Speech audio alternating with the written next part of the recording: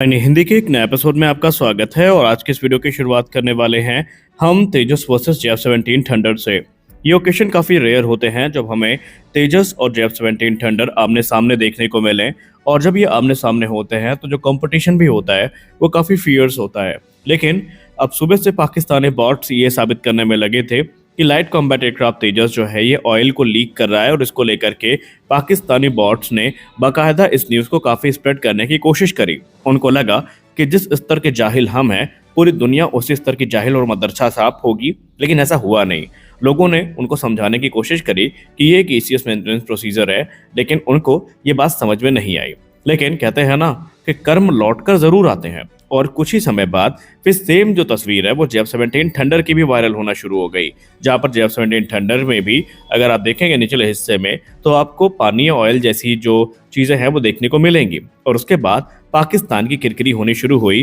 क्या जेफ-17 थंडर में भी लीकेज की प्रॉब्लम शुरू हो गई। दरअसल ये ईसीएस प्रोसीजर था जो हमें तेजस में भी देखने को मिला था। लेकिन बड़ी बात यह है कि जिस जेफ-17 थंडर और तेजस की हम बात करते हैं और जिसको लेकर पाकिस्तानी बॉट्स अपनी छाती पीट रहे थे कि तेजस एक्सपोज हो गया, भारत में जो मेंटेनेंस प्रोसीजर है या प्रोडक्शन क्वालिटी दुनिया के सामने एक्सपोज हो गई, उसी तेजस ने एरियल डिस्प्ले में पार्टिसिपेट किया और अपने जो कह सकते हैं मनूवर्स है उससे दर्शकों को ताली बजाने पर मजबूर कर दिया। लेकिन इसके उलट जेफ-17 थंडर को फ्लाइंग डिस्प्ले में जगह ही नहीं दी गई। जी हाँ, पाकिस्तानी जेफ-17 थंडर फ्लाइंग डिस्प्ले का हिस्सा ही नहीं बना, और ये पहली बार ऐसा नहीं है जब तेजस के डर से जेफ-17 थंडर को फ्लाइंग डिस्प्ले से हटाया गया हो। इसके पहले भी एक वाकया ऐसा हो चुका है जहां पर लाइट कॉम्बैट एयरक्राफ्ट तेजस फ्लाइंग डिस्प्ले में था, लेकिन थंडर को उस फ्लाइंग डिस्प्ले से बाहर कर दिया गया, और यहीं से दूध का दूध और पानी का पानी हो जाता है कि कौन सा एयरक्राफ्ट अच्छा है और कौन रिलायबिलिटी इशूज से जूझ रहा है।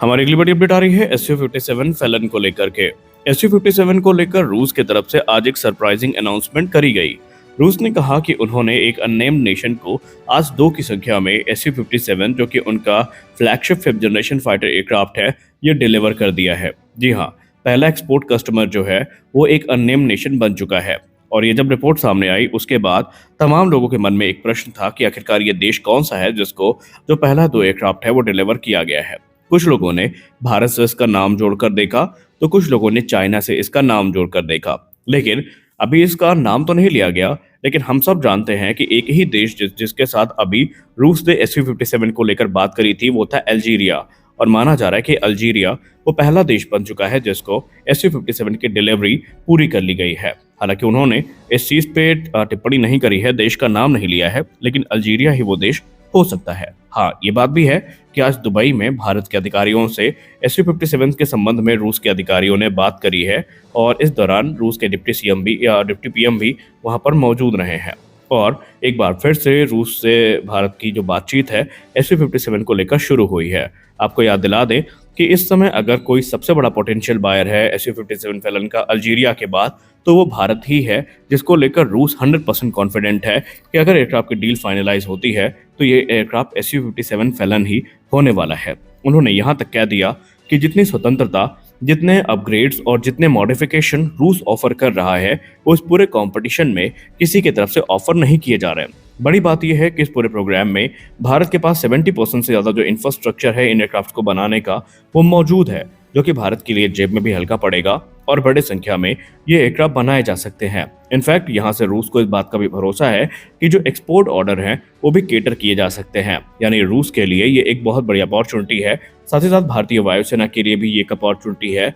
अपने फाइटर फ्लीट की संख्या को बढ़ाने की। हमारी अगली बड़ी अपडेट प्रोडक्ट 177S इंजन को लेकर आ रही है। अगर आप डिफेंस न्यूज को फॉलो करते हैं तो आपके लिए ये नाम अब अनभिज्ञ नहीं है। आप प्रोडक्ट 177S के बारे में जरूर सुन चुके होंगे, जो कि एक इम्प्रूव वेरिएंट है रशिया के जेट इंजन सीरीज का, और इसको लेकर ये माना जाता है कि ये एक ट्रू 5th जनरेशन इंजन होने वाला है, जो कि रशिया अपने साथ साथ एक्सपोर्ट मार्केट में उतारेगा। इसको लेकर रूस ने हाल ही में टिप्पणी करी कि इसका जो इम्प्रूव ट्रस्ट है, फ्यूल कंजम्पशन है और सर्विस लाइफ है, ये भारत के सभी रिक्वायरमेंट को पूरा करने के लिए सक्षम है। रही बात ये इंजन के इनलेट डायमीटर की, लेंथ की और वेट की, तो ये ऑलमोस्ट AL-31 FP इंजन जो भारत के SU-30 MKI फाइटर जेट्स में यूज करता है वो उनके सिमिलर ही है, और इसकी सर्विस लाइफ जो है वो AL-31 की तुलना में दोगुना है। यानी कि AL-31 की जो सर्विस लाइफ है उसके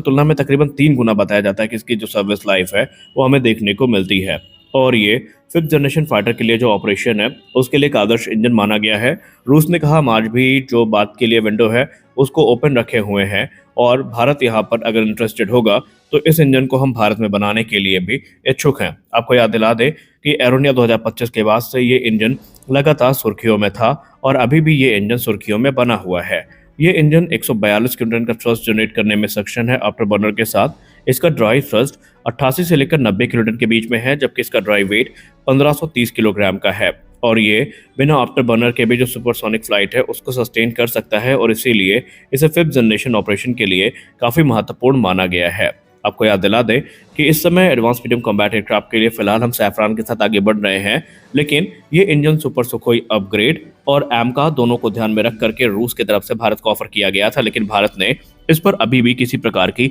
कोई टिप्पणी नहीं करी है, जिसके चलते इसके भविष्य के बारे में कोई भी टिप्पणी करना थोड़ा जल्दबाजी अवश्य हो सकती है। हालांकि भविष्य में क्या होगा इसके बारे में कुछ भी बताना अभी जल्दबाजी होगी। हमारे अगली बड़ी अपडेट भी रूस को लेकर आ रही है। आप सबको SU-57 के अलावा जो SU-75 चेकमेट है ये एयरक्राफ्ट तो याद ही होगा और SU-75 चेकमेट को लेकर एक समय काफ़ी रिपोर्ट सामने निकल के आई थी, जब इसको लेकर रूस ने कहा था कि दुबई और भारत को ध्यान में रख करके ये एयरक्राफ्ट विकसित किया गया था और अभी भी ये एयरक्राफ्ट जो है ये लाइव है। जी हाँ, रूस ने दुबई एयर शो के दौरान ये कंफर्म कर दिया है कि अभी रूस का SU-75 चेकमेट प्रोग्राम अलाइव है और इसको लेकर बीच में ये दावे किए गए थे या रूस ने कहा कि कुछ र्यूमर सामने आए थे जहां पर इसके इंस्टॉल होने की या कैंसिल होने की खबरें भी सामने आई थी, लेकिन इसको खंडित करते हुए उन्होंने कहा ये प्रोग्राम अभी भी अलाइव है और अभी भी ये मेजर एवोल्यूशन से गुजर रहा है। हालांकि दुबई एयर शो में इसका जो अनमैन्ड वेरिएंट है ये हमें दिखाई पड़ा था और उसके बाद से इसके अलाइव होने की जो संभावनाएं हैं